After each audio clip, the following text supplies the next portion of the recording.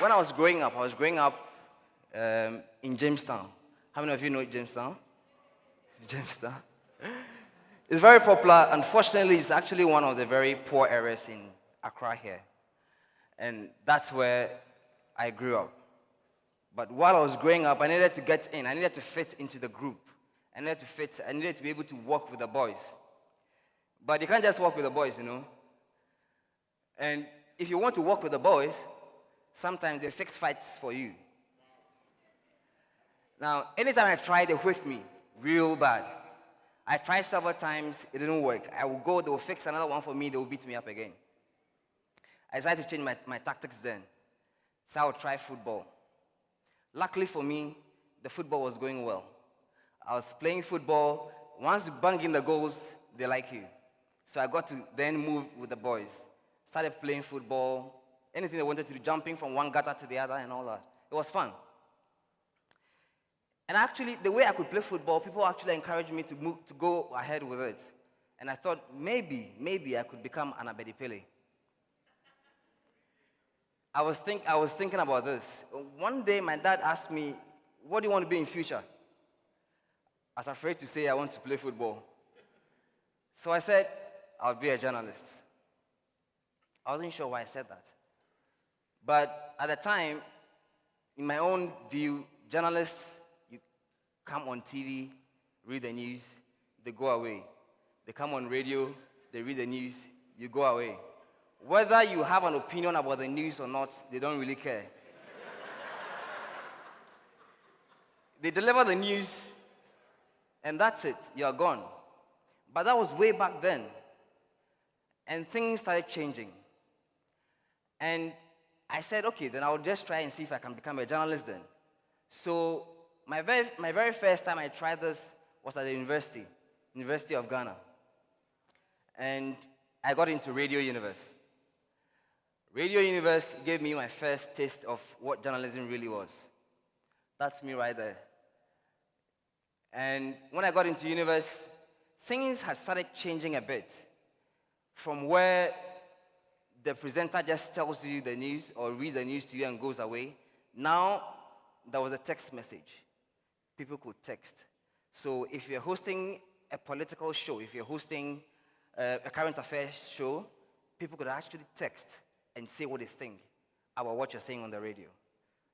That was the beginning of how things were changing, text messages. I moved on to work with Citi FM. Citi FM gave me a great opportunity. They allowed me to grow. I did a number of features, documentaries, and one of those documentaries, I had to compete with over 300 African journalists. Eventually, 3 of us, Ghana, myself, Kenya, South Africa, came up 3. And eventually, I won from Ghana. And that was the African Story Challenge. But that experience was very key. It opened our eyes to a lot of things that were happening in our space. For the very first time, I heard about data journalism. It really sounded confusing. I was like, what's that? You know, but it was interesting. And they showed us what you could do with data. It was amazing. We have a lot of information as journalists that we can use. We have not tapped into it. We are too comfortable with the traditional media. You stick the microphone in front of the politician, he tells you what he thinks, you go and report it. There's a press release, you look at it, you tell your news, you go away. But I think there's more to that. There's more, if you check what is happening globally in the journalism space, people are digging into data. And people are using data to tell fantastic stories. This is huge in the US. It's not really much here on the continent, except for a few developing markets, media markets like South Africa and Kenya.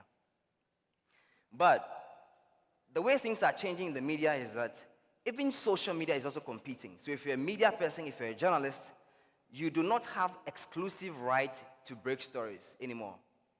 How many of you here unfortunately heard about the news of the death of our own Komla Dumo on Twitter and Facebook? Twitter, Facebook, Twitter, Facebook, Twitter, Facebook. So journalists do not have that exclusive right anymore. So if you're a journalist, now you don't have breaking news. The citizen journalist can do same. Somebody with a Facebook account or a Twitter account can equally do what you're doing. So how do you differentiate yourself from those out there? For me, I believe the future is data journalism. We have to be more rigorous.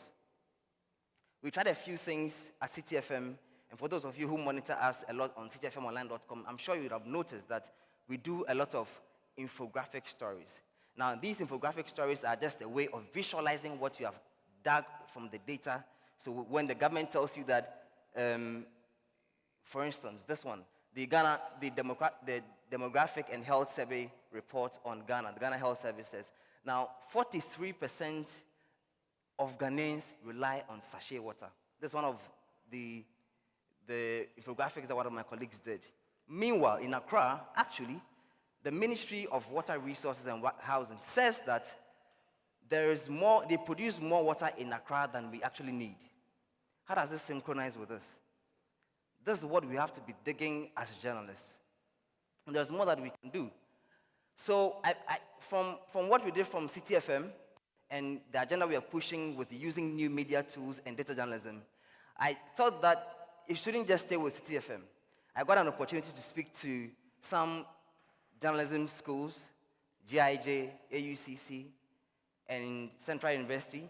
I realized that at some point when I mentioned data journalism or new media, using new media in journalism, they had absolutely no idea.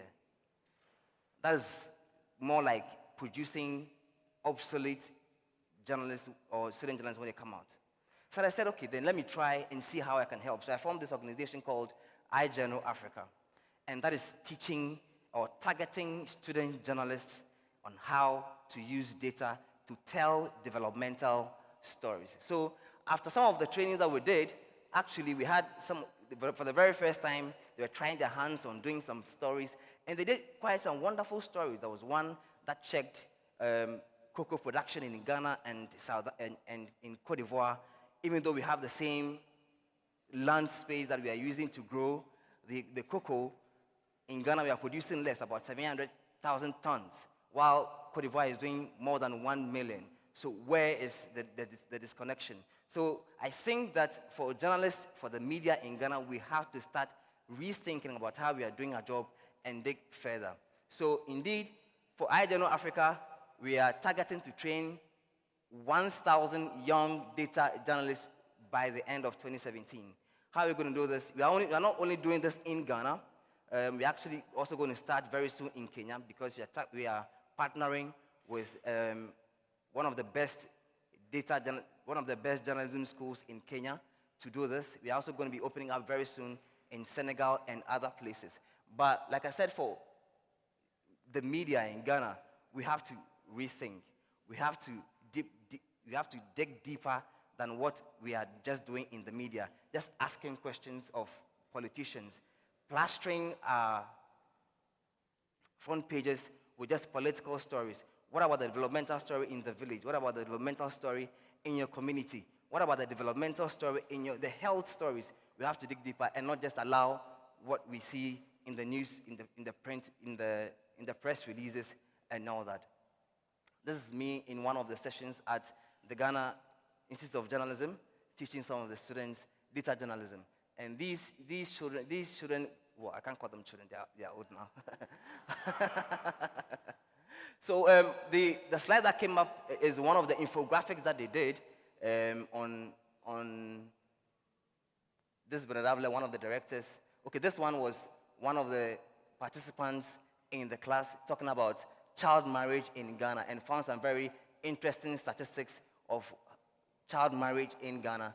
And I think that for government, for policymakers, some of these things, and they visualize this in a very simple way that you can pick and act on them.